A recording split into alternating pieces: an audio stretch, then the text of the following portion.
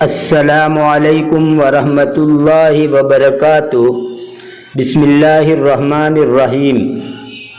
سامعین و ناظرین، آج کے اس ویڈیو میں مرکب اضافی کی بحث آپ کے سامنے پیش کی جاتی ہے۔ اس سے پہلے کہ ہم کتاب کے سبق کا ترجمہ کریں، میں چند بنیادی باتیں مرکب اضافی کے سلسلے میں آپ کے سامنے پیش کر دوں تاکہ کتاب کا جو سبق ہے اس کا ترجمہ کرنے میں سہولت و آسانی رہے۔ تو آئیے سب سے پہلے بنیادی باتیں سمجھ لیجئے۔ دیکھیے، سب سے پہلے تو یہ بات یاد رکھیے کہ دو یا زیادہ لفظوں کے آپس کے تعلق کو ترکیب کہتے ہیں، اور اس مجموعے کو مرکب کا نام دیا جاتا ہے۔ یعنی دو یا زیادہ الفاظ ملیں گے تب جا کر مرکب بنے گا۔ اکیلے لفظ کو مرکب نہیں کہہ سکتے۔ پھر مرکب دو قسم کا ہوتا ہے، ایک ہوتا ہے مرکب ناقص اور ایک ہوتا ہے مرکب تام۔ مرکب ناقص کا مطلب یہ ہے کہ جس کے سننے سے نہ کوئی خبر معلوم ہو، نہ کوئی حکم سمجھا جائے، نہ خواہش، بلکہ وہ ایک ادھوری بات ہو۔ مثلا رجل حسن، کوئی ایک اچھا مرد، اور کتاب رجل، کسی ایک مرد کی کتاب۔ تو یہ دونوں مرکب جو ہیں، ان میں نہ کوئی خبر معلوم ہوئی، نہ کوئی حکم سمجھ میں آیا، نہ کوئی خواہش سمجھ میں آئی۔ اور دوسرا ہے مرکب تام، وہ یہ ہے کہ جس کے سننے سے یا تو کوئی خبر معلوم ہو یا کوئی حکم یا خواہش سمجھ میں آ جائے۔ جیسے الرجل حسن، مرد اچھا ہے کہنے سے ایک بات یا ایک خبر معلوم ہوئی کہ فلاں شخص اچھا ہے۔ ایسے ہی خذ الکتاب، کتاب لے لے، یہ جملہ کہنے سے کتاب لینے کا حکم معلوم ہوا۔ ایسے ہی رب ارزقنی، اے میرے رب مجھے روزی دے دے، یہ جملہ کہنے سے ایک خواہش اور التماس معلوم ہوئی۔ خیر، یہ بات اگر سمجھ میں نہ آئے تو انشاءاللہ آگے چل کر سمجھ میں آ جائے گی۔ کہنے کا مطلب یہ ہے کہ مرکب دو قسم کا ہوتا ہے، مرکب ناقص اور مرکب تام۔ مرکب تام کو جملہ یا کلام بھی کہتے ہیں۔ مرکب تام جو ہے اس کا دوسرا نام جملہ یا کلام ہے۔ تو یہاں پر جو مرکب آپ کے سامنے پیش کیا جاتا ہے اس سبق کے اندر، وہ مرکب اضافی۔ انشاءاللہ آگے چل کر مرکب توصیف وغیرہ کا بیان آئے گا۔ اب مرکب اضافی جو ہے اس کی جو بنیادی باتیں ہیں اور اس کی جو تعریف یا قواعد ہے اس کو پیش کیا جاتا ہے۔ آپ اس پیج کے اوپر دیکھیے، یہ میں نے ایک خاکہ دیا یہاں پر، دیکھیے یہ مضاف اور یہ مضاف الیہ۔ ایک مثال یہاں پر دی ہے، باب البیت، باب البیت یعنی گھر کا دروازہ۔ تو یہاں پر دیکھیے اس کے نیچے اردو میں ترجمہ لکھا ہے گھر کا دروازہ۔ تو یہ بابن جو ہیں یہ مضاف ہیں، اور یہ البیت یہ مضاف الیہ ہے۔ یہاں اردو کے اندر یا گھر یہ مضاف الیہ ہے، اور یہ دروازہ یہ مضاف ہے۔ اردو کے ترجمے کے اندر بیچ میں کا کے کیا آتا ہے تو یہاں پر کا آیا۔ خیر، تو یہ باب مضاف ہیں اور یہ البیت مضاف الیہ ہے، اور جب ان دونوں کو ملا دیا جائے گا تو ملانے کی صورت میں اس کو کہیں گے مرکب اضافی۔ اکیلے باب کو آپ مضاف نہیں، اگر اس کو آپ علیحدہ کر دیں، باب کو نکال دیں یا البیتوں کو نکال دیں، تو ایسی صورت کے اندر آپ اس کو مرکب نہیں کہہ سکتے، اس لیے کہ اکیلا لفظ کبھی بھی مرکب نہیں کہا جا سکتا۔ اب آئیے قاعدے دیکھتے ہیں۔ تعریف، سب سے پہلے تو اس کی تعریف دیکھیے، یہاں پر دیکھیے مرکب اضافی، یا اردو کے اندر میں نے لکھا ہے خالد کا ماموں۔ اب مضاف الیہ یا مضاف کس کو کہا جاتا ہے؟ دیکھیں مضاف کی تعریف یہاں پر تیر سے اشارہ کیا ہے، جس اسم کی نسبت کی جائے، جس اسم کی نسبت کی جائے اس کو مضاف کہا جاتا ہے، اور جس اسم کی طرف، دیکھیں فرق اتنا ہی ہے، یا کی ہے اس کے بعد یہاں پر صرف طرف بڑھا دیا ہے، اتنا ہی فرق ہے مضاف الیہ کی تعریف میں۔ تو مضاف الیہ کی تعریف یہ ہے کہ جس اسم کی طرف نسبت کی جائے اس کو مضاف الیہ کہا جاتا ہے۔ اب یہاں پر دیکھیں خالد کا ماموں، تو یہ ماموں جو ہے یہ مضاف ہے، اردو کے اندر مضاف بعد میں آتا ہے، عربی میں پہلے آتا ہے۔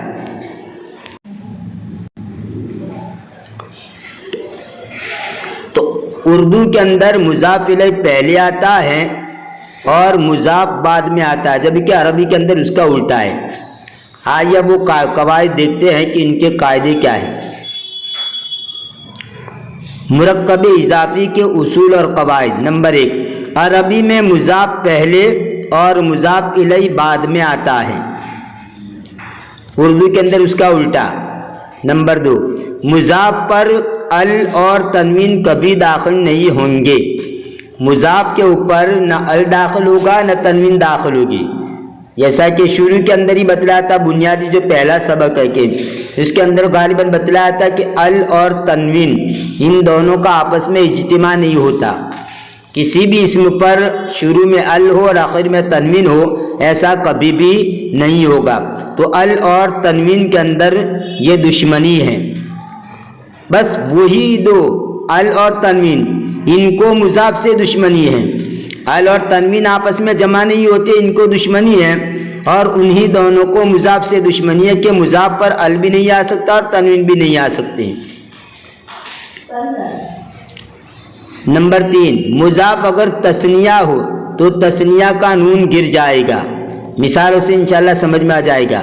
نمبر 4، مضاف کا ترجمہ مضاف الیہ کے بعد ہوگا، یہ تو مضاف کے اصول ہوئے۔ اب مضاف الیہ کے سنیے، مضاف الیہ مجرور یعنی زیر والا ہوگا، مضاف الیہ اگر تثنیہ ہو تو اس کا نون باقی رہے گا، گرے گا نہیں۔ مضاف کا نون تثنیہ، مضاف اگر تثنیہ ہو تو وہاں پر تو نون گر جائے گا، لیکن مضاف الیہ اگر تثنیہ ہو تو اس کا نون باقی رہے گا، گرے گا نہیں۔ یہ تو مضاف الیہ کے اصول ہوئے۔ اب یہ مثال سے سمجھیے، مثلا باب البیت، گھر کا دروازہ، گھر کا دروازہ، یہاں پر دیکھیں باب مضاف ہے اور البیت مضاف الیہ ہے، اور اس باب کے اوپر مضاف پر تنوین نہیں آئی اور نہ یہاں پر ال داخل ہوا، جیسا کہ قاعدہ بیان کیا کہ مضاف پر ال بھی نہیں آیا اور یہاں پر تنوین بھی نہیں آئی۔ اور مضاف الیہ کا پہلے ترجمہ کریں گے، البیت مضاف الیہ ہے، پہلے اس کا ترجمہ کریں گے گھر کا دروازہ، یہ بیچ میں کہاں نکلے گا۔ اور مضاف الیہ کے بارے میں بتلایا تھا کہ وہ مجرور ہوتا ہے، تو یہاں پر دیکھیں کہ تا کے نیچے زیر ہے، باب البیت گھر کا دروازہ، یہ عربی میں پہلے مضاف ہے اور مضاف الیہ بعد میں ہے، جبکہ ترجمہ کرنے میں یہ گھر مضاف الیہ پہلے آ گیا اور مضاف بعد میں چلا گیا، یہ دونوں واحد ہیں، مضاف بھی واحد اور یہ مضاف الیہ بھی واحد۔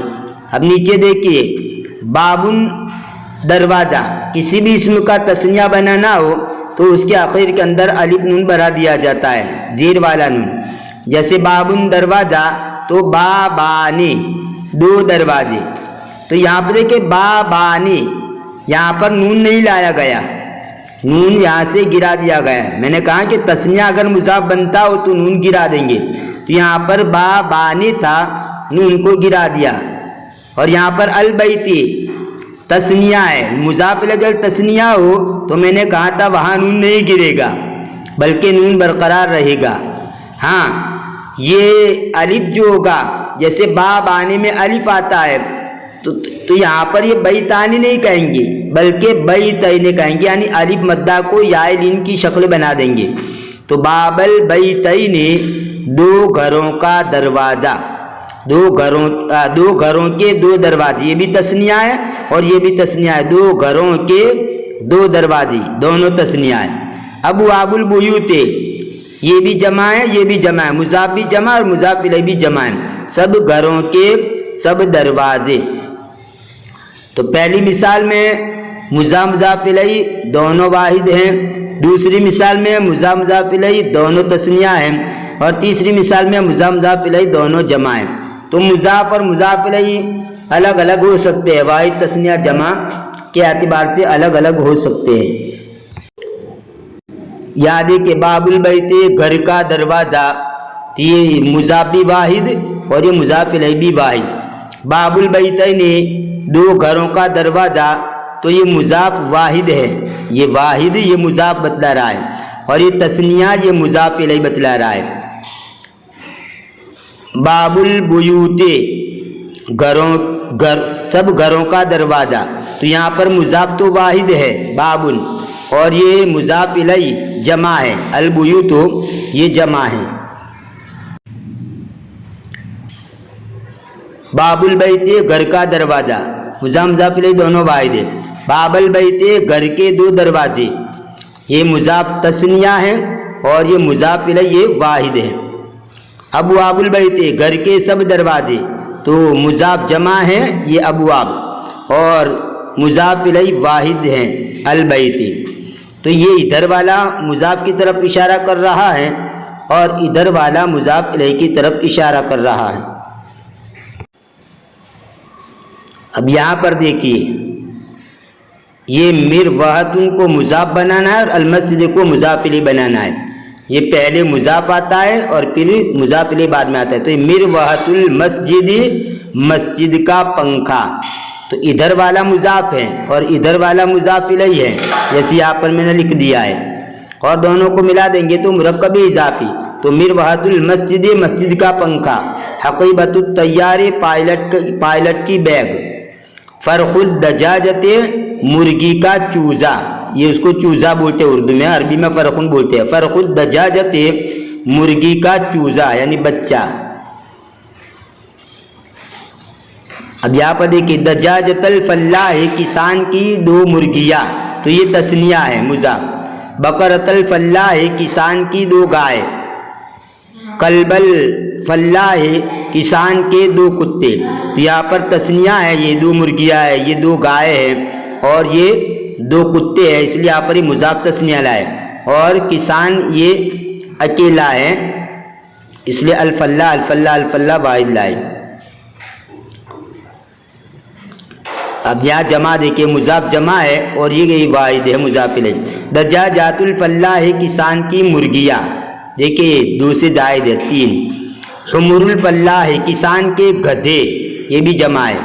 کلاب الفلاح کسان کے کتے، تو یہ بھی کتے جمع ہو گیا، دو سے زیادہ ہو گیا۔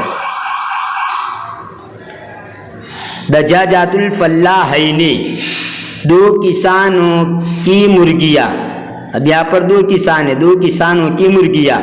حمر الفلاحین دو کسانوں کے سب گدھے، کلاب الفلاحین دو کسانوں کے سب کتے، یہاں پر کسان دو ہیں اور یہ یعنی مضاف الیہ، اور یہ مضاف جو ہے وہ جمع ہے۔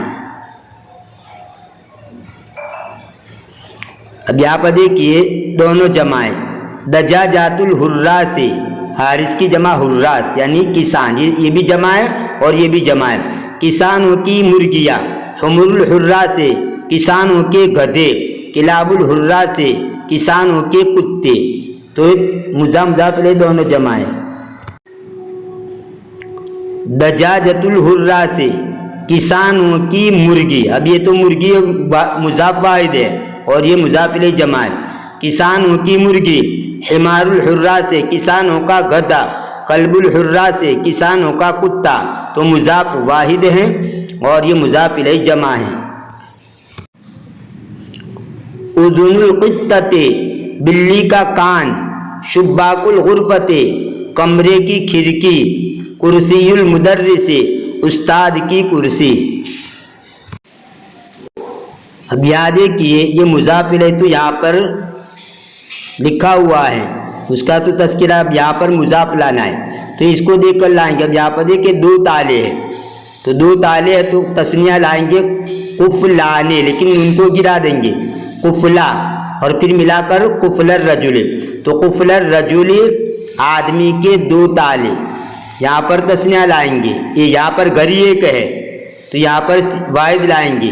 ساعت الفصل درس گاہ کی گھڑی, یہاں پر خرگوش, یہ 3 ہے جمع ہے, یہاں پر جمع لائیں گے. ارنبن کا منع خرگوش, اس کی جمع آتی ہے ارانب. تو ارانب الفلاح کسان کے سب خرگوش, یہ واحد ہے. مکوات الغسال دھوبی کی استری, یہاں پر دیکھیے اس کو ممساتن کہا جاتا ہے. یہ 2 ہیں تو یہاں پر تسنیہ لائیں گے. ممسحت الکناس, کناس کہتے ہیں بھنگی کو, جارو لگانے والا. ممسحت الکناس بھنگی کے یہ 2 پوچھنے کے آلے. یہ قصاب کا منع قصائی, اور یہاں پر چھریاں 3 ہے جمع ہے, اس لیے یہاں پر سکاکین. سکین کا منع چھری, اس کی جمع آتی ہے سکاکین. تو سکاکین القصاب قصائی کی سب چھریاں. یہ 2 شیر ہے تو تسنیہ لائیں گے. اسد الغابت جنگل کے 2 شیر, یہ 2 کیلے ہیں تو یہاں پر بھی تسنیہ لائیں گے. موزل بنتے, موزن کا منع کیلا, تسنیہ موزان آتا ہے لیکن نون گرا دیں گے. موزل بنتے لڑکی کے 2 کیلے. تو یہ تو مرکب اضافی کو سمجھنے کے لیے میں نے تمہیدی ویڈیو آپ کے سامنے پیش کیا. مرکب اضافی کی جو بنیادی باتیں ہیں وہ آپ کے سامنے رکھ دی تاکہ کتاب کا جو سبق ہے اس کو سمجھنے میں آپ کو سہولت رہے. انشاءاللہ آنے والی ویڈیو کے اندر ہم کتاب کے اندر اس کو حل کریں گے اور کتاب کا ترجمہ, کتاب کے سبق کا ترجمہ کریں گے. بس آج کے ویڈیو میں اتنا ہی. ملتے اگلی ویڈیو میں. دعا میں یاد رکھیے. فی امان اللہ, الی اللقاء.